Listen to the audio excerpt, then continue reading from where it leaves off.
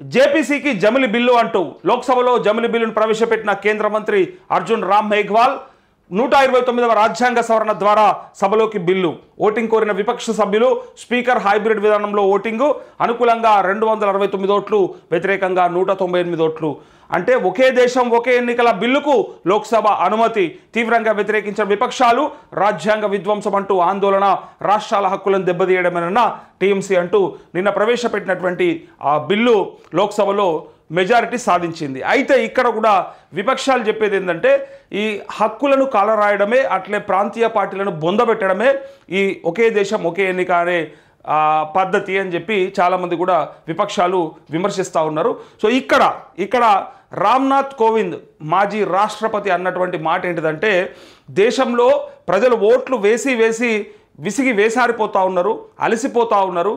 So ఒకేసారి పెడితే ఇక ఆ సమస్యకు చెక్ పొట్టొచ్చు అని చెప్పి తను చెప్పినటువంటి ఒక వార్త ఉన్నది. సరే ఒకేసారి పెడితే 5 ఏళ్లకు ఒకేసారి ఎన్నిక జరిగితే ఇక మధ్యలో ఎన్నికలు రాకుండా ఉంటాయని చెప్పిన తన మాటకి విమర్శకులు మొదలైపోయినరు.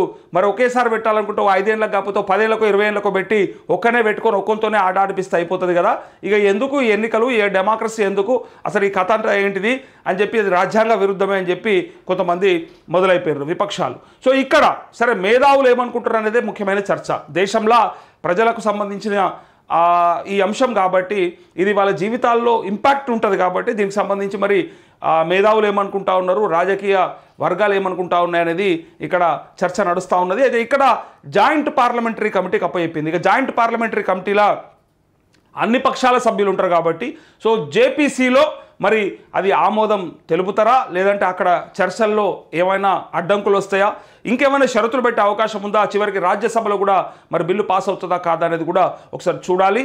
సో ఇక్కడ లోక్సభలో అయితే వాళ్ళకి అలా ఎన్డీఏ కూటమికి ఉన్నటువంటి బలం ఆధారంగా వాళ్ళు దాన్ని బయట పెట్టేసుకున్నారు, ఇక మెజారిటీని సాధించుకున్నారు. సో వాళ్ళు అనుకున్నటువంటి దాన్ని వైపుగా వెళ్తూ ఉన్నట్టుగా కనిపిస్తూ ఉంది. సో దీనికి రాష్ట్రాల హక్కులను దెబ్బతీస్తూ ఉన్నారని టీఎంసీ పార్టీ చెప్తా ఉంది. ఇక్కడ అన్ని ప్రాంతీయ పార్టీలకు అదే బాధ.